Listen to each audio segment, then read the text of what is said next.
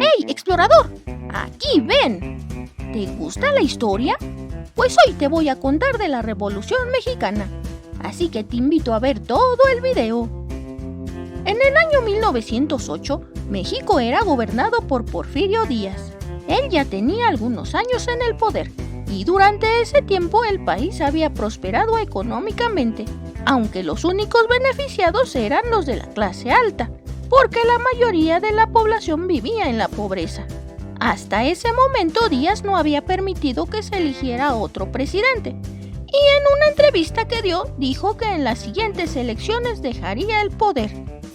El candidato de uno de los partidos políticos era Francisco I. Madero, pero al ver que muchas personas lo apoyaban, Porfirio Díaz lo mandó encarcelar. Se nombró candidato y ganador de las elecciones. Al escapar Madero de la cárcel se fue a Texas. Ahí escribió el Plan de San Luis, en el que pedía al pueblo pelear para quitar del poder a Porfirio Díaz. Esta pelea iniciaría el 20 de noviembre de 1910. Las personas, al estar enojadas por cómo había estado gobernando el país y cansados de las injusticias, decidieron pelear, y ese día empezó la revolución. Después de varias peleas, se logró que Porfirio Díaz dejara el poder y se fuera del país.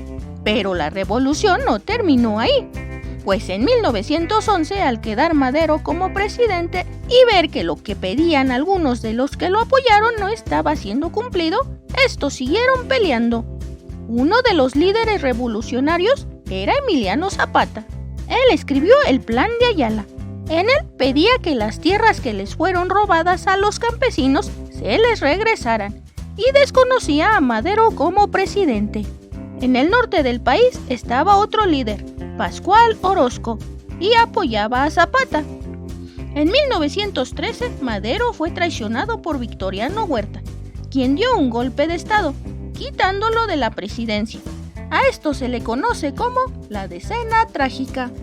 Huerta se nombró presidente, pero en su gobierno seguían las injusticias. Zapata y Orozco continuaban peleando y surgieron otros líderes revolucionarios, Francisco Villa y Venustiano Carranza. Tras varias peleas, en 1914 Huerta fue derrotado y Carranza se hizo presidente de México, aunque Villa y Zapata no estaban de acuerdo con él, así que seguían peleando. En 1917, Venustiano Carranza junto con el Congreso promulgaron el 5 de febrero una nueva constitución. Carranza quería acabar con Francisco Villa y Emiliano Zapata, pues estos seguían peleando en su contra. En 1919 Zapata fue asesinado y en 1920 Venustiano Carranza también fue asesinado. Entonces hubo elecciones, quedando como presidente Álvaro Obregón, quien también había estado luchando en contra de Carranza. En ese tiempo ya casi se habían acabado las peleas. Poco tiempo después se acabó la revolución. Y esa es la historia de la Revolución Mexicana. Si te pareció interesante, pon me gusta. Y yo sigo explorando. Te veo luego.